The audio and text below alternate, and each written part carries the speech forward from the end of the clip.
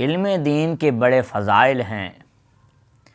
اور دین کے علم کو سیکھنے کے لیے حضور اکرم صلی اللہ علیہ وآلہ وسلم نے اپنی امت کو بہت سے ارشادات فرمائے، اور دین کے علم کے فضائل آقا کائنات صلی اللہ علیہ وآلہ وسلم کی بہت سی احادیث مبارکہ سے ملتے ہیں۔ حدیث پاک میں آتا ہے، آقا کائنات صلی اللہ علیہ وآلہ وسلم نے ارشاد فرمایا، جو آدمی علم کی تلاش کے لیے کسی راستے پر چلتا ہے، اللہ تعالیٰ اس کے لیے جنت کے راستوں کو آسان فرما دیتا ہے۔ یعنی جو شخص اللہ کے دین کو سیکھنے کے لیے گھر سے چلا، اللہ کے دین کا علم حاصل کرنے کے لیے گھر سے چل پڑا، اور جس راستے پر وہ چلتا ہے، آقا کائنات صلی اللہ علیہ وآلہ وسلم فرماتے ہیں اللہ تعالیٰ جنت کا راستہ اس کے لیے آسان کر دیتا ہے، اس کی وجہ سے کہ وہ اللہ کا دین سیکھنے کے لیے گھر سے چلا۔ پھر ارشاد فرمایا حدیث پاک کے اندر ہے کہ جو کوئی اللہ تعالیٰ کی رضا کے لیے، اللہ کا دین سیکھنے کے لیے اللہ تعالیٰ کے گھروں میں کسی گھر میں جا کر بیٹھ جاتا ہے، یعنی مسجد میں بیٹھتا ہے اللہ کا دین سیکھنے کے لیے،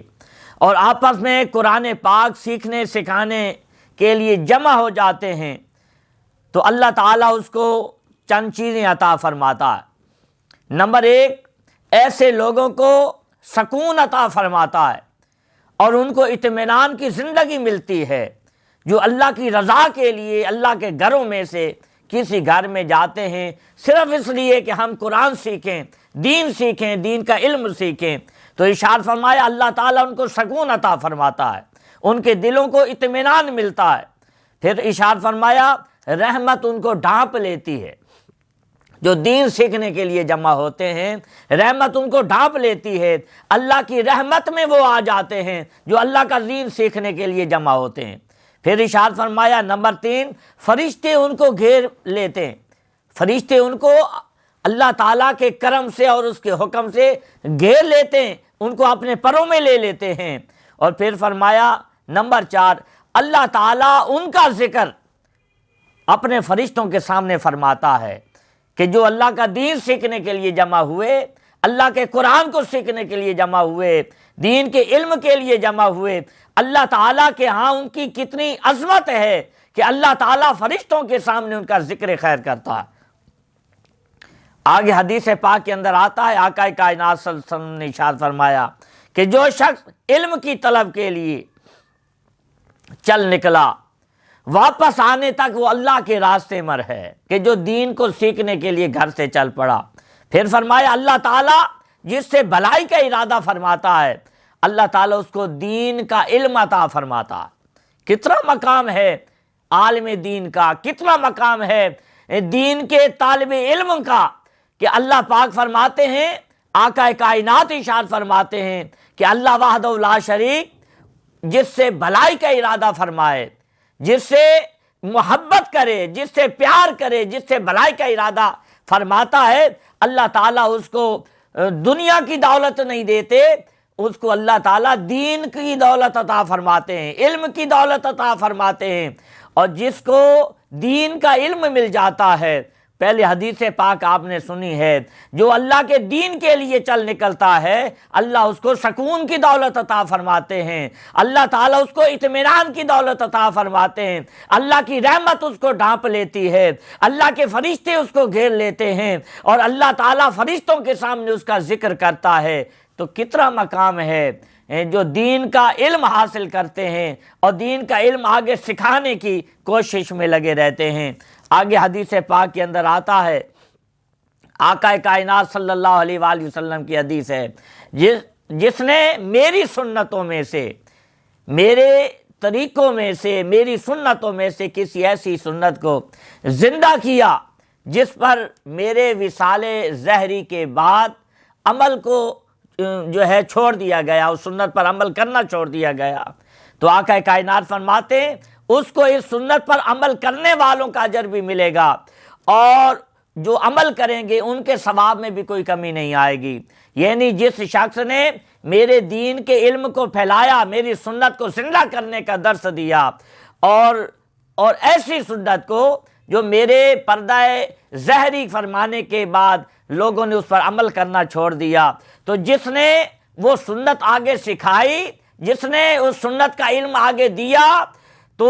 ان لوگوں کو بھی اجر ملے گا، اور ان کے عمل کی وجہ سے اس شخص کو بھی اس کا اجر دیا جائے گا جو اللہ کے دین کو پھیلا رہا ہے، آقا کی سنتوں کو پھیلا رہا ہے۔ پھر آگے ارشاد فرمایا جو شخص کسی راستے پر علم حاصل کرنے کے لیے چل پڑا، اللہ تعالیٰ اس کو جنت کے راستے پر لے جاتا ہے۔ یعنی جو طالب علم، دین کا طالب علم، قرآن کا طالب علم، اللہ تعالیٰ کے دین کا مسافر جب گھر سے نکلتا ہے، کسی راستے پر ہوتا ہے، تو آقا فرماتے ہیں کہ اللہ تعالیٰ اس کو جنت کے راستے پر لے جاتا ہے۔ پھر آگے ارشاد فرمایا بے شک اللہ تعالیٰ کے کچھ فرشتے، اللہ تعالیٰ کے، اللہ وحدہ لا شریک اور اس کے فرشتے لوگوں کو نیکی سکھانے والوں پر رحمتیں بھیجتے ہیں۔ یعنی اللہ تعالیٰ اور اللہ کے مقرب فرشتے ان لوگوں پر رحمتیں بھیجتے ہیں جو لوگوں کو دین کا علم سکھاتے ہیں، یہاں تک کہ چونٹیاں اپنے سوراخوں میں اور مچھلیاں پانی میں ان کے لیے رحمت کی دعا کرتے ہیں، ان کے لیے استغفار کی دعا کرتے ہیں۔ پھر فرمایا کہ مومن کبھی علم سے سیر نہیں ہوتا یہاں تک کہ وہ جنت میں پہنچا دیا جاتا ہے۔ یعنی جو مومن ہے وہ ساری زندگی دین کے علم کو حاصل کرنے میں گزار دیتا ہے، اور کبھی اس کا دل نہیں بھرتا، وہ اس علم کو حاصل کرنے میں تنگی محسوس نہیں کرتا، وہ ساری زندگی اللہ کے دین کو حاصل کرنے میں اور پھیلانے میں گزار دیتا ہے، یہاں تک کہ اللہ تعالیٰ اس کو جنت میں پہنچا دیتے ہیں۔ پھر فرمایا اللہ تعالیٰ جس کے ساتھ بہت زیادہ بھلائی کا ارادہ فرماتے ہیں، اللہ تعالیٰ اسے دین کی سمجھ عطا فرما دیتے ہیں، اس کو دین کی جو ہے علم عطا فرما دیتے ہیں، اس کو دین کا شوق اور ذوق عطا فرما دیتے ہیں۔ اور دین کا علم اللہ تعالیٰ کس کو عطا فرماتا ہے؟ جس سے اللہ کو محبت ہوتی ہے، جس پر اللہ تعالیٰ بھلائی کا ارادہ فرماتے ہیں۔ اور پھر آگے ارشاد فرمایا جس نے ہدایت و بھلائی کی دعوت دی، اسے اس بھلائی کی پیروی کرنے والوں کے برابر اجر دیا جائے گا۔ یعنی جس نے علم سکھایا، علم کا درس دیا، اللہ کے بندوں کو نیکی کی تعلیم دی، نیکی کی تبلیغ دی، نیکی کی دعوت دی، تو اللہ تبارک و تعالیٰ اس خوش نصیب کو جو ہے اس کا بھی عمل کا اجر عطا کرے گا جس نے اس پر عمل کیا، اور عمل کرنے والوں کے ثواب میں بھی کوئی کمی نہیں واقع ہوگی۔ پھر آگے ارشاد فرمایا آقا کائنات صلی اللہ علیہ وآلہ وسلم نے یہاں پر علم کی بڑی فضیلت بیان کرتے ہوئے ارشاد فرمایا کہ میں حضرت اسماعیل علیہ السلام کی قوم سے 4 غلام آزاد کرنے سے زیادہ اس بات کو پسند کرتا ہوں کہ میں نماز فجر کے بعد ایسی قوم کے پاس جاؤں اور بیٹھوں جو اللہ کا ذکر کرتی ہو یہاں تک کہ سورج طلوع ہو جائے، اور میں 4 غلام آزاد کرنے سے زیادہ اس بات کو پسند کرتا ہوں کہ نماز عصر کے بعد ایسی قوم کے ساتھ بیٹھوں جو اللہ کا ذکر کرتی ہو یہاں تک کہ سورج غروب ہو جائے۔